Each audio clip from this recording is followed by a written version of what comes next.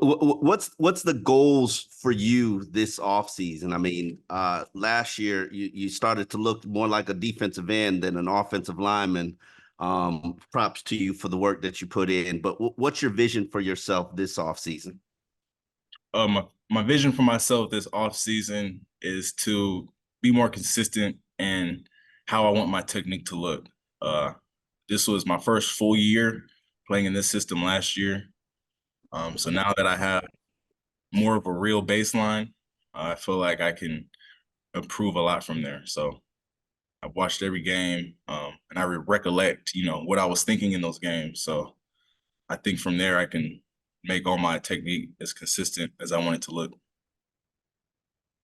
And what goes into that? Is that film work mostly, or is that Yeah, just yeah, it's a combination of film, recognizing it on film, and then consciously improving the muscle memory on the field. So it's a combination of both. thank you? Hey, Austin. Good to see you. I was curious. You guys have had some turnover in the offensive line this year. We haven't talked to you since Rob left, and Connor's still kind of up in the air what his future is. Just your thoughts on what's transpired this offseason and the new names you brought in.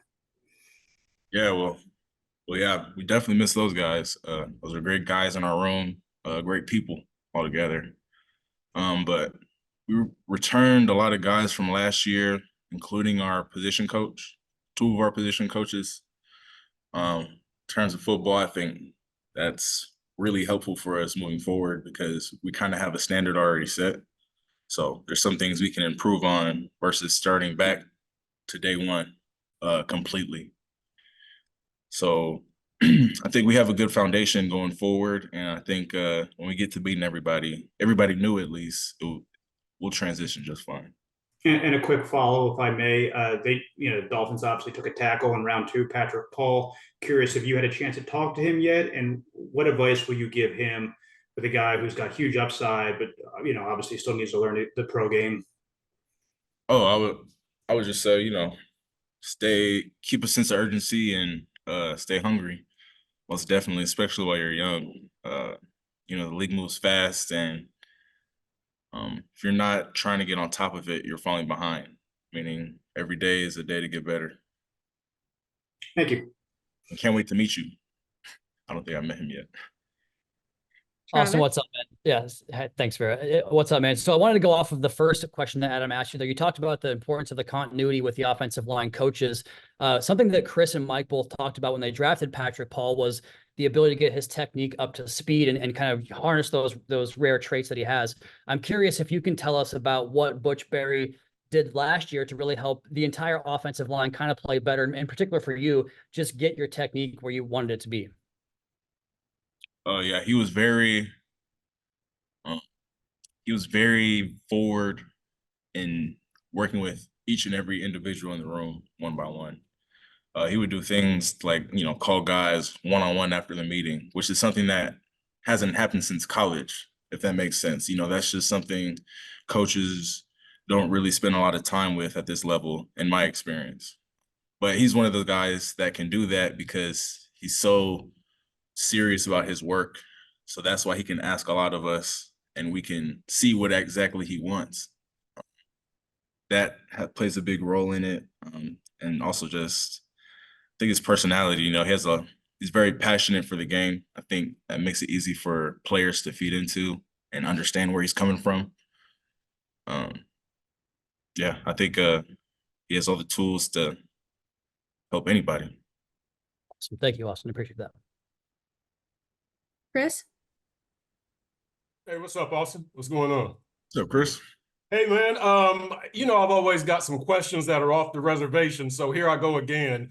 I'm doing something on the stresses that players could be under during OTAs and training camp and things that we don't see.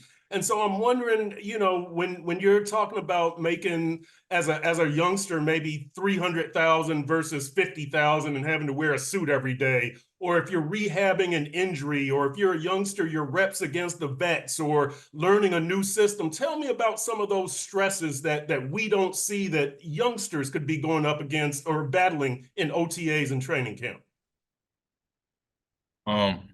I would say a big thing for youngsters and OTAs and training camp is, I guess you could fall asleep, meaning there's not much asked of you up front.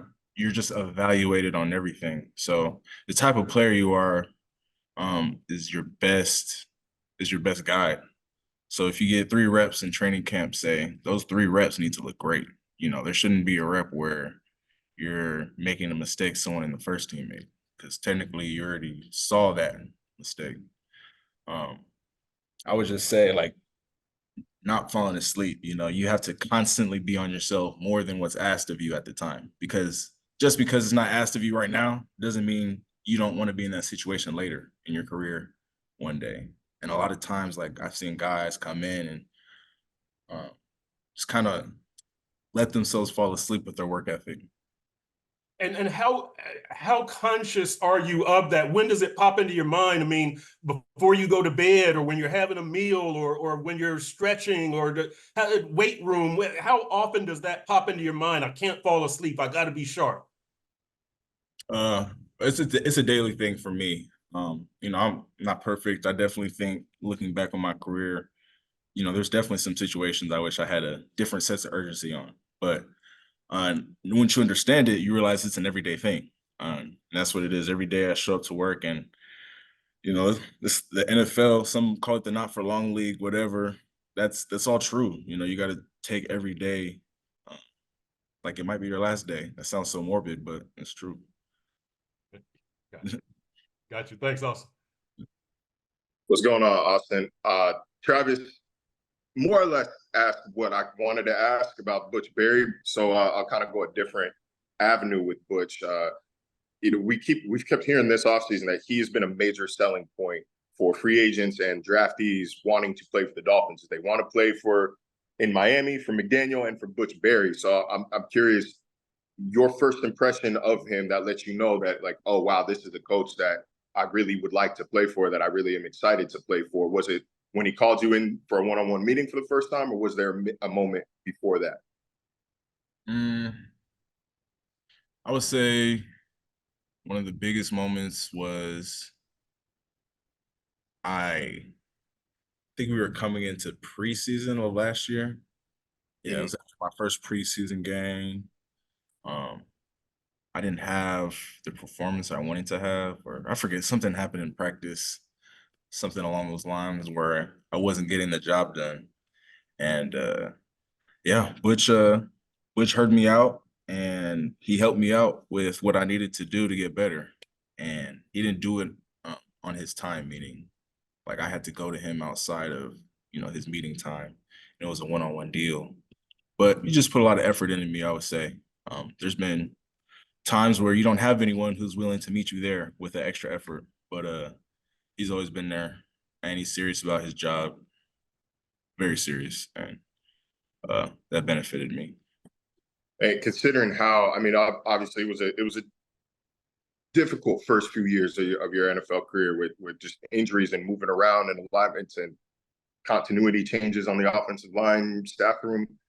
How much did it mean to you to get that kind of attention and get that kind of support, after, like you said, a practice or a game that you didn't feel like you gave your best in?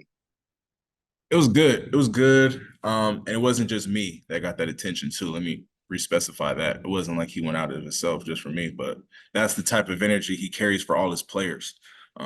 He just kind of feeds off in the room.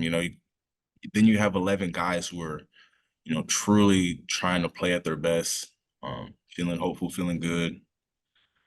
And Thanks, Austin. Joe? Hey, Austin, good to see you, man. Hey, Joe. Hey, we're all happy for Christian Wilkins that he got his $110 million. I happen to think that Zach Sealer can help kind of fill the void of the things that Christian did successfully. What attributes do you think those guys might have that are a bit similar? They both, what we call Zach Sealer. He's great at rushing the passer. They both are great at rushing the passer. And, I think they both play very similar, thinking back on it now. While they were here, they were very close. I think they both admired each other's game and work ethic. I see Zach carrying that same speed on the line, speed and aggression, disrupting the line, fighting the offensive line for first contact, but also staying dangerous with the lateral game as well. Zach's also able to move very well laterally. And Zach and Christian themselves both did really well in the stunt games because they can play off of each other. So I think, that's still something that's able to be created with Zach. And they're just both really fast, shifty guys who are powerful. Thank you. The Dolphins drafted a Trojan. Do you know him or have any connections to him? The receiver. He got there right when I left in 2020, but I know of him pretty well. I'm still a Trojan every day. So I definitely watch his film, watch his games. Thanks, man. We have time for two more. We're going to go to Alan and then last question, Barry.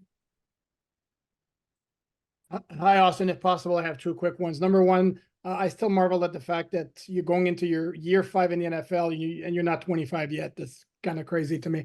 So I wonder if you could touch on that, and also where do you feel you are in your career, both in terms of how far you've come along and how much more is left for you? I think I'm at a great point in my career to keep getting better. Honestly, I've been able to do just that in my first 5 years, and I'm looking forward to taking the experience I have and just building on top of that. Want to be the best player I can be. That's all I hope for every day, every season. So I think I'm at a great spot with my previous knowledge to just keep getting better, keep improving. Thanks, Austin. Final question, Barry. Hi, Austin. I wondered if you could take us through the process of what you mentioned earlier about watching tape. You had 989 snaps last season. Did you watch all 989? Are you in a room alone doing it? When you see a play that made you unhappy, maybe a pressure or one of the handful of sacks you allowed last year, do you watch it like 4 or 5 times and take notes? Take us through that process if you could, please. For me, I wouldn't say all 900, probably say about 500, 600. Because I don't watch a lot of runs. It's mostly pass protection stuff and how I want, my body position to look, per se. And so after every game, I see what I got beat on. And that's really the basis of what I watch going to the next game. So, okay, so did I make that same mistake? If yes or no, then I can kind of put a sense of urgency on what I need to fix right away. And then if I have a long list of stuff I need to fix, then, that's a separate issue to figure out. But you watched some just at home this offseason, as you said, maybe about 500 snaps just to see where you could improve technique or anything? Yeah. Thanks.